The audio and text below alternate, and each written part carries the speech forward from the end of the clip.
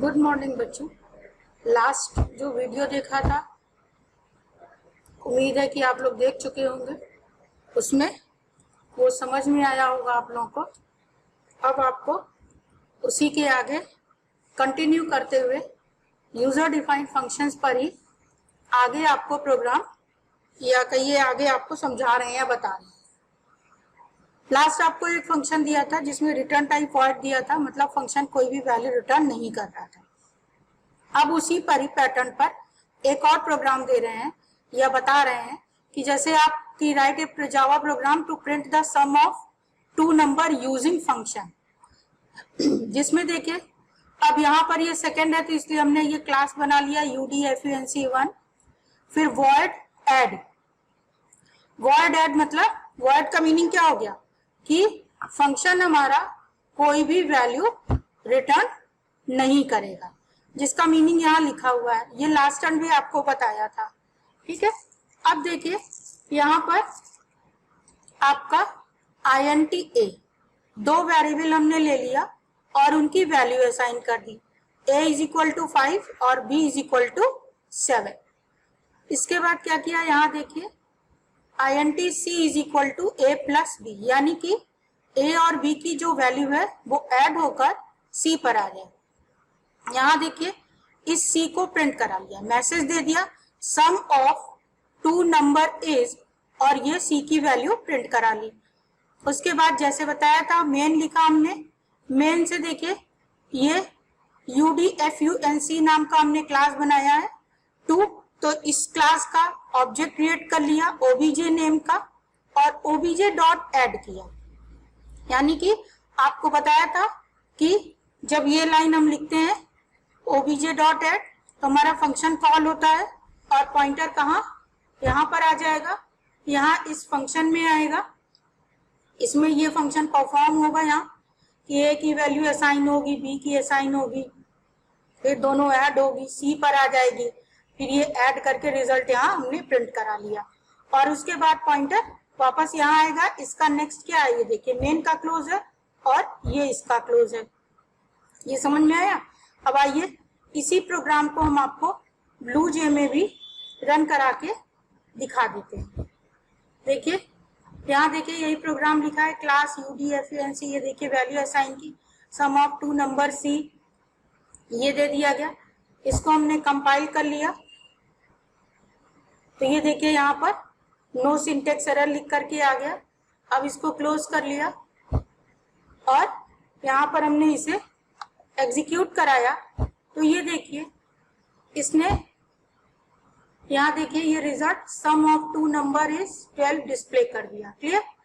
अब इसी तरीके से इस फंक्शन में क्या हो रहा है कि कोई भी वैल्यू रिटर्न नहीं हो रही है, ठीक है, तो जिसको हम नॉन रिटर्न वैल्यू भी कह सकते हैं। अब आ जाइए वापस यहाँ आगे, नेक्स्ट हम ले रहे हैं रिटर्न टाइप वैल्यू। ये देखिए यानी ऐसे फंक्शन जो फंक्शन से वैल्यू रिटर्न करेंगे, मतलब हम मार्केट जाएंगे और वहां से कुछ सामान खरीद के या परचेज करके अपने घर पर लेकर आएंगे या वहां से लेके आएंगे, यानी कुछ रिटर्न करके लाएंगे।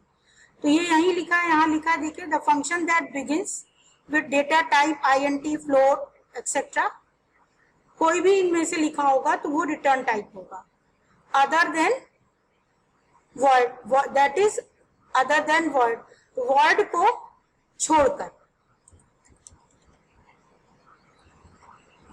वॉइड को छोड़कर कुछ भी होगा तो वो रिटर्न टाइप होगा। अब यहाँ एक चीज याद करने की, यहाँ देखिए हमने इसको हाईलाइट भी कर दिया है आपका, ये यहाँ भी हाईलाइट करके आपको ये दिखा रहे हैं कि हमेशा एक फंक्शन केवल एक ही वैल्यू रिटर्न करता है।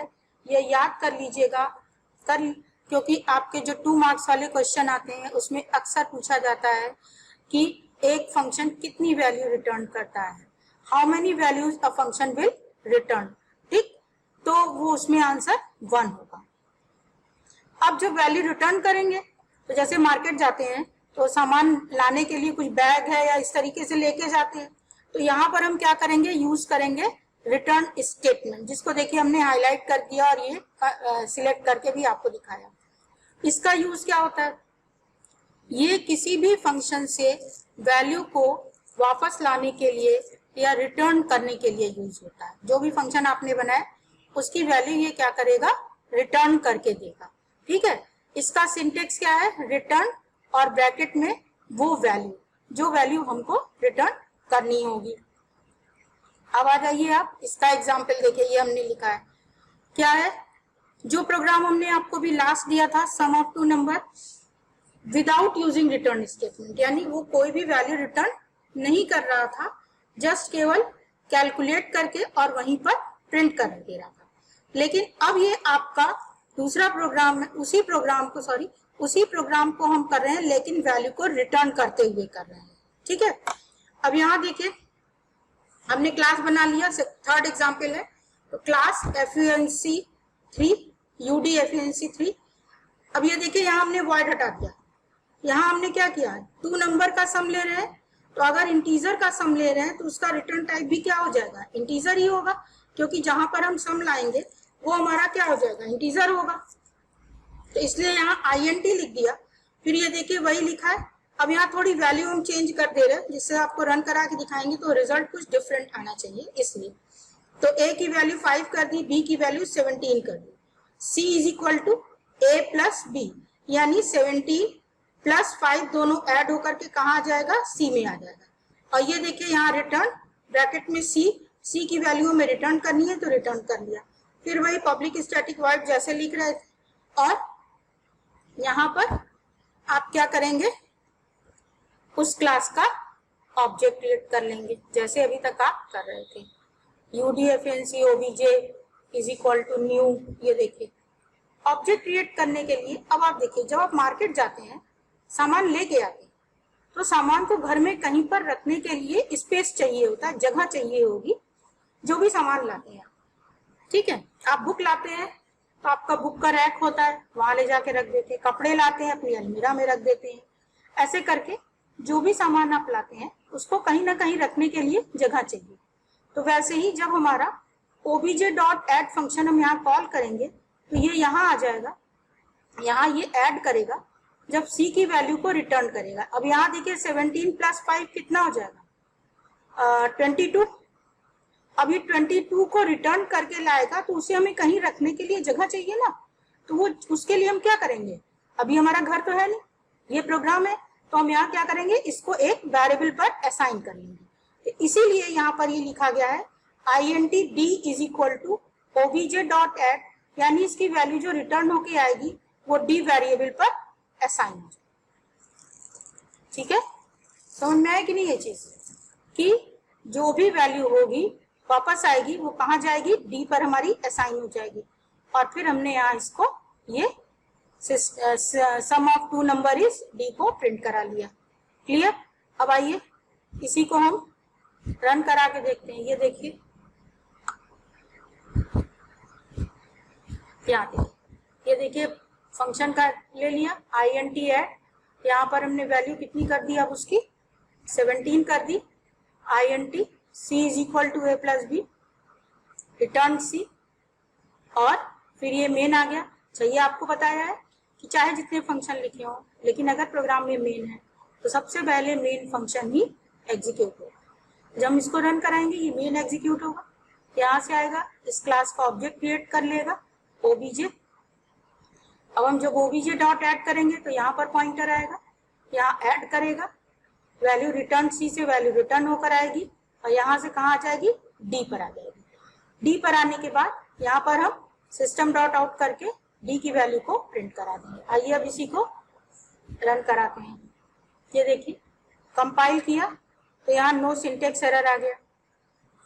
ठीक है, अब इसके बाद हम क्या करेंगे, इसको क्लोज कर लें। अब इसको रन कराते हैं।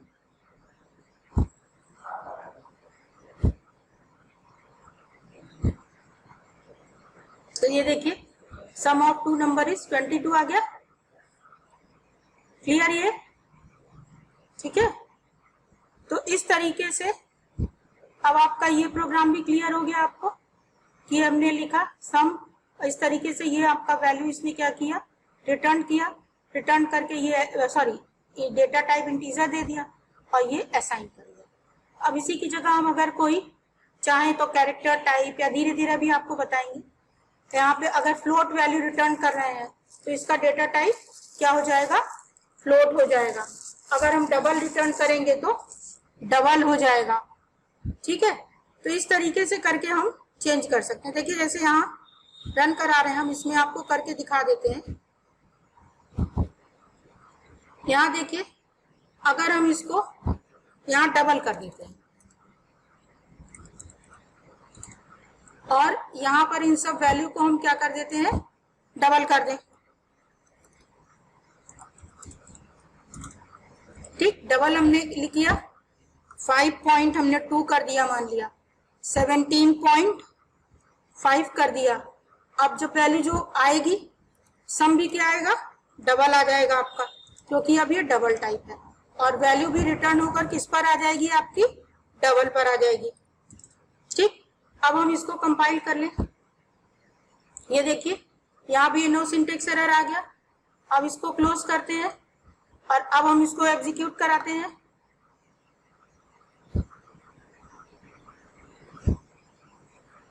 तो ये देखिए 22.7, अब हमने क्या कर लिया है, डबल कर लिया। तो इस तरीके से आप जो भी डेटा टाइप की वैल्यू रिटर्न करना चाहते हैं वो यहाँ दे सकते हैं।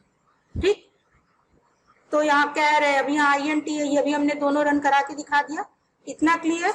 अगर आपको नहीं समझ में आ रहा तो बेटा पूछिएगा, ग्रुप में पूछिए चाहे जैसे, लेकिन आप पूछिए और समझ में आ जाता है तो बहुत अच्छा। आगे आपको और आगे करवाएंगे, नेक्स्ट देंगे। Okay, thank you.